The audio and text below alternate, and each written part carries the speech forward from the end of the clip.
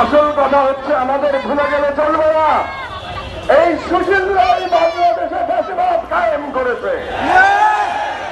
সুতরাং সুশীলদের কাছে চরিত্র বদলানোর কোন আশা আপনারা করবেন না।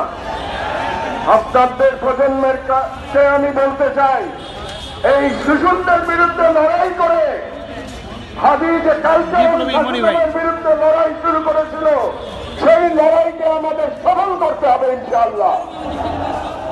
সুশীলরা সুপথে ফিরবে না, কালচারাল ফ্যাসিস্টরা তাদের চরিত্রে অভিযোগ থাকবে।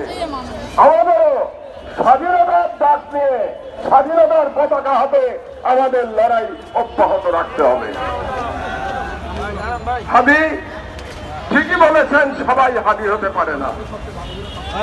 আমি পারি নাই, আমি চেষ্টা করেছি, কিন্তু আমি হাদি হতে পারি নাই।